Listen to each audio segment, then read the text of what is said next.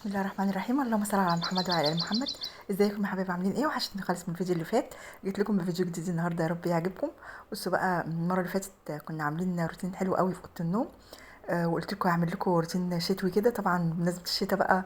هلة روايحه كده للناس اللي بتحب الشتاء. انا عن نفسي مش بحب الشتاء خالص، بس الصيف السنه دي استغفر الله العظيم يا رب، كرهنا في حاجه اسمها صيف.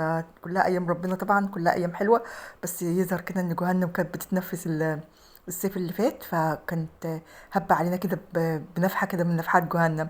ربنا يا رب يجرنا من النار ومن عذاب النار. وربنا يا رب يرحمنا برحمته. طبعا اول ما بنصحى من النوم بقى بنقول الاذكار بتاعه الصباح. قبل المغرب كده، ساعه ما تصلي صلاه العصر بتاعتك برضك تقولي الاذكار بتاعه المساء. تعودي احفظيهم او مش حافظاهم، نزليهم على الموبايل بتاعك، ودلوقتي كل حاجه موجوده على النت، فمالكيش حجه. الاذكار دي حلوه جدا، مش بتفيد اي حد خالص الا بتفيدك انتي. تعالوا بقى اوريكم ال- الحاجة الشتوية اللي خلتني ايه. عارفين الحاجة دي؟ انا كنت بشوفها في القنوات، كنت بحبها جدا. اللي هو اليقطين. اليقطين ده يعني حاجة، اللي هو اسمه القرع تقريبا، اللي هو القرع العسلي. فاليقطين ده طالع موضة جدا، وهو يعني ديكور شتوي كده. فانا كنت بشوف قنوات بتعمله الصراحة، وكنت بقول استحالة ان انا هعرف اعمله. بس طبعا النت دلوقتي ما خلاش اي حد دلوقتي محتاج اي حاجة عايزة تتعلميها طلعيها من على النت وايه. والهيش ده برضك من نفس الحكايه. ديكور شتوي. انا حاطاه كده بصفه مستمره صيف او شتاء، بس هو جوزي مش بيحبه، لان هو يعني بيوقع حاجات على الارض كده. فمش مشكله، في حاجات كده بتديكي حق بالشتاء. الفرو اللهم صل على النبي. اليقطين، الحاجات اللي هي الايه الدفى، اللي هي الاضواء اللي هي الخافته، اللي زي اللمبادير، زي الحاجات دي كلها بتديكي حق بايه بالديكور الشتوي. فعلى قد ما نقدر كده. انا كنت بكره اوضتي جدا. اليومين اللي فاتوا كانت اوضتي مش نظيفه خالص، وكنت طبعا تعبانه زي ما انتم عارفين، فكنت مهملاها. فاي حاجه يعني تعمليها كده في البيت تبقى ديكور بسيط خالص، بتديكي حق بان انت بتجددي، وبتديكي حق بان انت بتعملي حاجه كلها من البيت. انا ما اشتريتش اي حاجه، بس يعني انا طبعا هحسن من نفسي. وهعمل بقى ايه.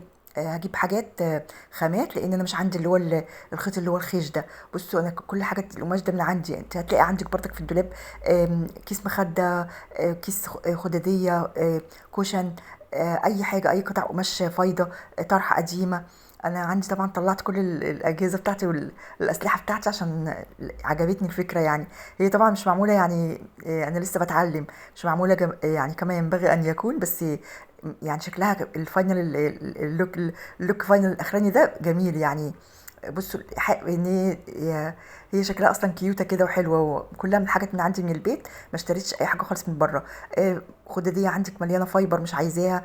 دبدوب طبعا انا عندي اكتر من الدباديب، يعني ما فيش. الدباديب دي بخليها بس العيال لعيالي، عشان خاطر بيتخانقوا عليها لما بيجوا. بس انا دايما يعني بيلموا اتربه وكده، لما تحطيهم على اي حاجه تبص تلاقيك عايزاها على طول تغسليهم او كده. فانا عندي فايبر بزياده، فحاولت ان انا اطلع كده من الحاجات اللي عندي من ما اشتريش اي حاجه. الحاجه اللي انا عايزه اشتريها بس اللي هو الخيط الخيش. الخيط الخيش ده بيديها برضك جميل جدا في الاخر، وبيديها شكل مميز. فانا هنزل اشتريه باذن الله، بس انا ما بنزلش خالص اليومين دول.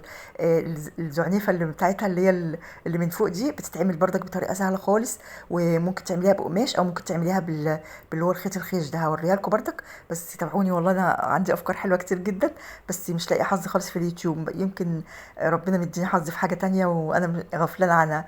جبت برضك حبه هيش كده من اللي عندي، من اللي بره في الريسبشن، وايه، وقلت احطه كده على الصينيه. عارفين يعني جوزي جه رماها على الارض.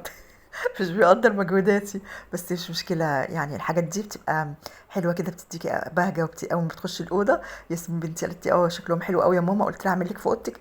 قالت لي لا، مش بحب الحاجات دي، مع إن أنا لو عملت لها في أوضتها حطيتهم مثلا على التسريحة أو حطيتهم في الأرض كده، أو بيتحطوا برضك. ممكن تعملي منهم مقاسات، يعني ممكن تعملي المقاس الصغير، ممكن تعملي المقاس الكبير، وممكن تعمليهم كل الألوان. بيتعملوا على حسب الديكور بتاع اوضتك. يعني انت ممكن تعملي الاورنج، ممكن هي اصلا في الاصل لونها اورنج.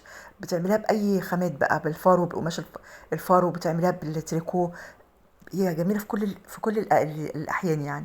فهوريها لكم دلوقتي في اخر الفيديو، هوريها لكم عملتها ازاي بالطريقه السهله جدا بتاعتي.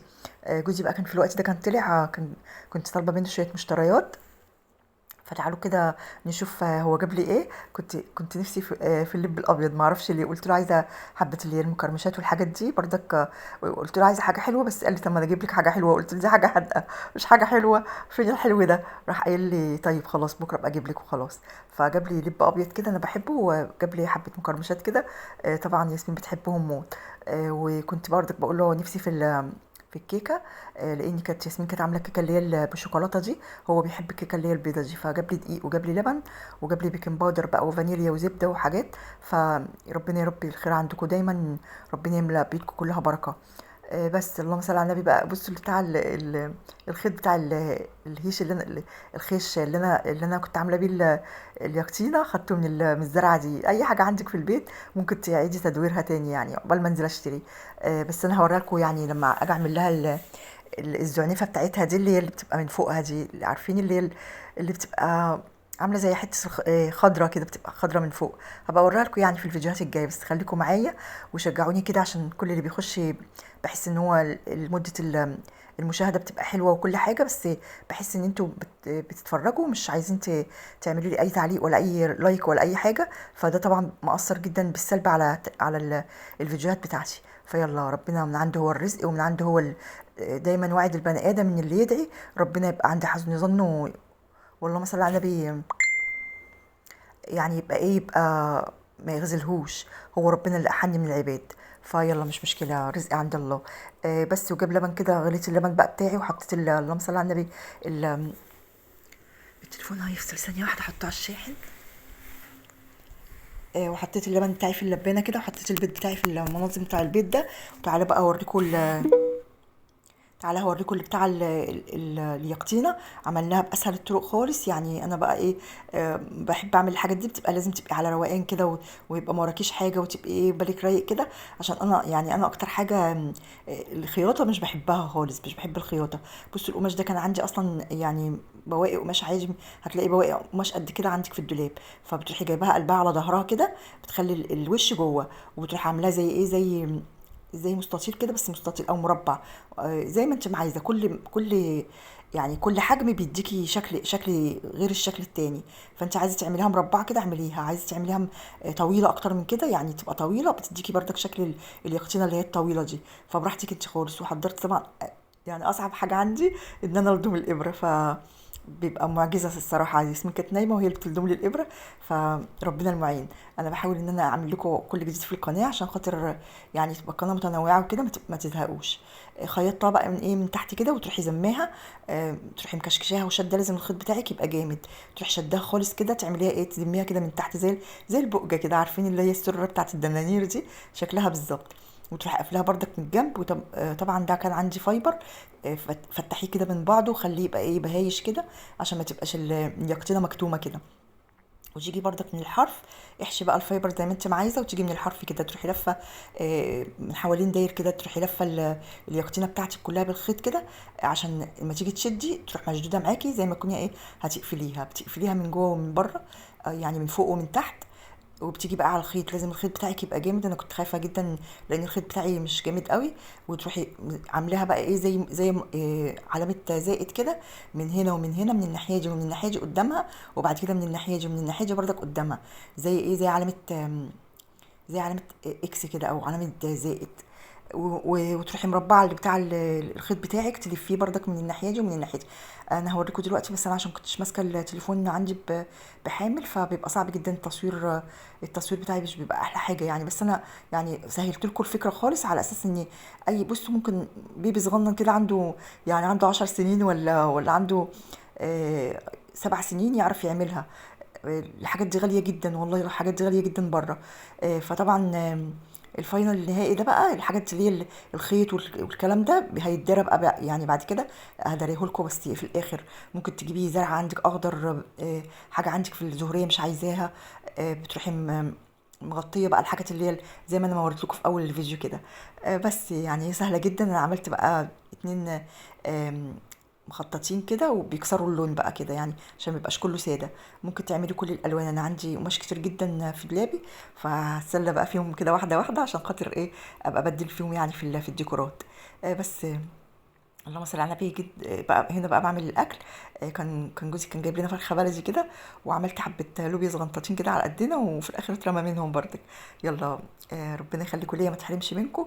اي حد بيحب يساعدني او يعني يخليني ان انا يعني ما كسلش على الفيديوهات. انتوا عارفين اي كلمه حتى لو تعليق واحد بيفرح الواحد، وبيحسس الواحد ان يعني تفتكرش ان القناه ما فيهاش تعليقات تقولي لا انا هتكسف اعمل تعليق.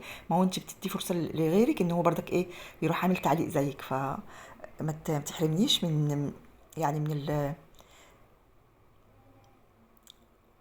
بس كده يعني. بس فبقول لكم بقى ايه، مسكت بقى الغسيل نشرته كده وخلاص بقى. كنت تعبت جدا في الاوضه، وكان في حبه حاجات كده قدام باب الاوضه كنت تعبت عليهم برضك ساعه ما كنت نضفتها. فرحت حاطه بقى الغسيل في الغساله ونشرته، والدباديب دي كانت على التسريح عندي مليانه تراب، فرحت حطها برضك مع الغسله بتاعتي وغسلتها. وخلاص كده كان اليوم بتاعي خلص. بصوا الدباديب دي اكتر حاجه بتلم تراب. عيالي بيحبوا يلعبوا بيهم لما بيجوا يعني. فعشان كده مش عايزه يعني اتصرف فيهم او ارميهم، لان هما بيتخانقوا عليهم لما بيجوا. بس نشرت غسيلي كده بقى وخلاص ويومي كان خلص معاكم. ويا رب الديكور الجديد اللي انا عملته في اوضه النوم يعجبكم. الستاير دي اللي انا كنت شايلاها بردك من على الشباك غسلتها، والستاره السوداء دي اللي انا بحطها دايما بس حطيت ستاره تانية غيرها يعني. و وانا كنت سعيده طبعا معاكم النهارده. ان يا رب تقولوا لي ايه الديكور عجبكم ولا ما عجبكوش. خلصت اليوم بتاعي بقى كده اهوت وايه واخش اخد شاور، لان انا خلاص بقى يعني فصلت. لسه المطبخ بتاعي عايز له بقى ترويقه حلوه كده. طلعت حاجه حلوه كده طريه، اخد شاور والبسها وخلاص بقى على كده. تعبت جدا الصراحه. يعني تعبت جدا في الأوضة الصراحة. الأوضة خدت مني مجهود رهيب. وبرضك يعني عارفين ببقى عايزة أشيل أخلع الحيطان كده وأنضف تحتها، وكنت عايزة أشيل السرير والمرتبة وبتاع. بس إن شاء الله بقى يعني شوية كده مثلا على دخول الشتاء كده بإذن الله نرفع السرير أنا وياسمين ونرفع المرتبة، لأني مش بعرف أعمل الحاجات دي لوحدي. وتشيلي بقى السجاجيد كلها اللي تحت السرير دي ونكنس ونمسح تحته، يا إما إيه نغير مكانه. فقولوا لي إيه رأيكم في الروتين النهاردة. يا رب أنا سعدت بيكم.